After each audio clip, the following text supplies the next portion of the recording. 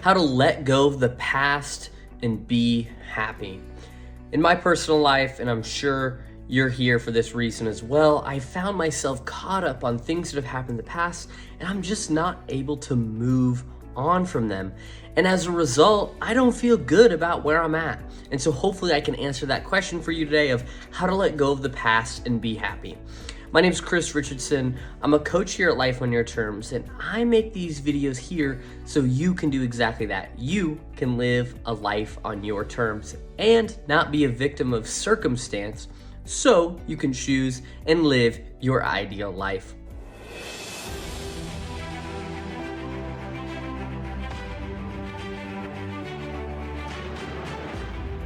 So I've got 3 main points or steps you could see of how to let go of the past and be happy. Now, before I get into those, I have one very important disclaimer.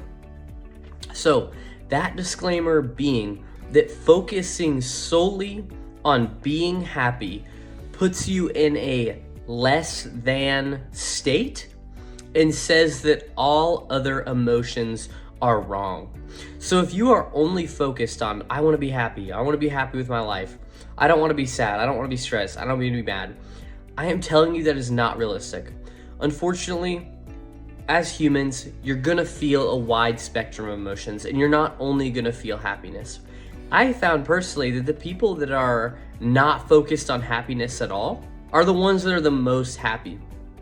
A framework I like to use, and I've referenced this a lot in other videos, is that what am I doing to make the most out of my life?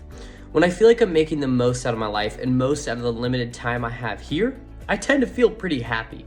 So I would encourage you to not only focus on being happy, but allow yourself to feel all these other emotions, because that could be one stepping stone to allowing you to let go of the past. So that's just what I found in my life. Maybe you haven't found that in yours, but I found that as a good rule, is that only focus on happiness puts you in a state of less than and can be dangerous. So sometimes you actually can't let go of stuff, and that's what this video is for. Sometimes you really struggle to move on from things and you feel really bad about it, and that's what this video is for, is that if you just can't get this thought off your mind, stuff like that. So let's get into it. The first step into that is to reflect and learn. Identify the emotions you're feeling. This ties back to what I just talked about. Identify, oh, I'm feeling pretty sad about this, and that's okay. It's okay you're feeling sad. I would encourage you to allow yourself to actually feel that emotion. Feel sad. Don't let yourself wallow in it and not do your responsibilities, but allow yourself to feel sad and understand, okay, I feel sad. I'm still gonna do the things I need to do, but I do feel sad about this. Why do you feel sad about it? Understand maybe the causes of why you're feeling that emotion. Allow yourself to feel it though. It will be gone and you will feel better again. The next thing related to reflecting and learning is self-compassion, and this does take practice. You have to allow yourself to not be so hard on yourself.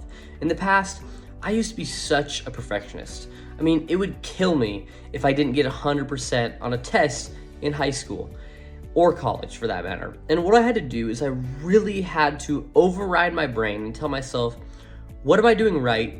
Instead of focusing so much on what am I doing wrong. Don't focus on the gap, but focus on how much I've done so far.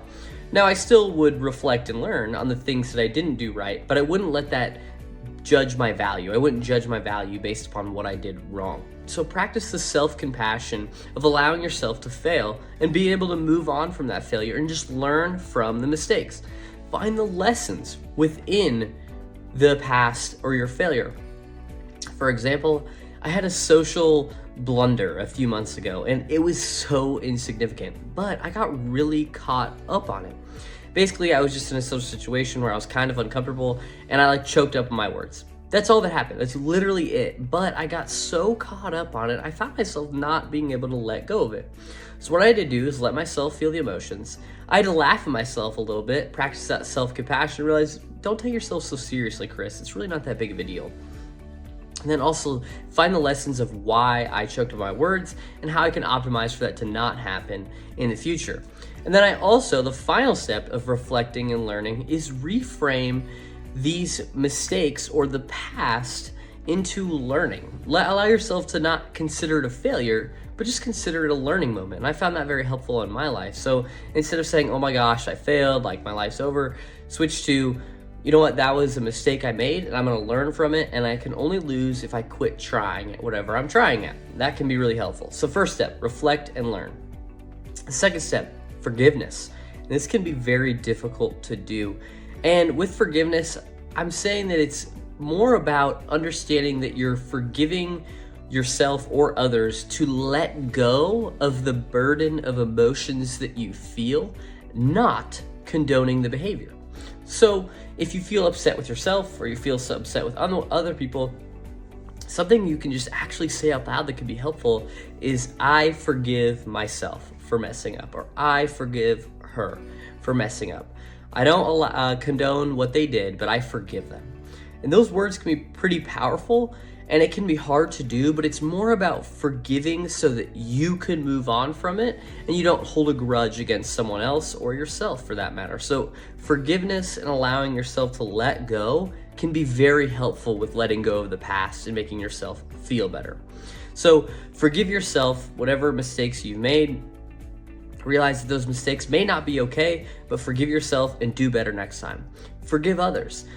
Realize that their mistakes might not be okay, and communicate that to them and ask them to do better in the future, but you do forgive them and you don't hold that grudge, because once you allow those emotions to lift off, you're gonna feel a lot better, and it's gonna take you one step closer to letting go of the past and being happy as we all want to be. So that is the second step, forgiveness. Now the third step, the final step to helping letting go of the past and being happy or making the most out of your life, is to practice focusing on the present and the future. The way you can do this is mindfulness. Mindfulness is one of my favorite activities to do, and it really helps me bring me to the present. I have two types of mindfulness I really like to practice, those being object scan, as I call it, and that is where I just look around me and focus only on the objects I have in front of me. I may read labels, whatever it is. It may seem silly, but it does bring me to the present, and it only allows me to focus on my surroundings. No social media, nothing. It's only what is in front of me, and that's very helpful. Another way of mindfulness that I really like to practice is body scan. I start at my feet and I move all the way up my body and ask myself, what is this body part feeling? And what am I experiencing? What sensations? Stuff like that. Those two exercises really bring me to the present, and it can kind of help me forget some of that worry or that stress that I may have. Now, another way that you can focus on the present and the future is to set new goals. Getting excited about the future can help you let go of the past. So setting goals of, what are some daily goals you have? What are some weekly goals you have? What are some quarterly objectives you have? And setting those out and writing those out can be really helpful and make you excited about change. Also, cultivating new interests. Is there something you've always wanted to try? For a while there, I really wanted to try Frisbee golf. And I finally went, and I loved it. And it was so much fun because I was really able to immerse and lose myself in Frisbee golfing, and now I go all the time and I'm really excited and I love it. So it's a new interest for me, and it could be a new interest for you if you can find something that you've always wanted to try. Now, another way to focus on the present and future is to take our balance wheel in the description below.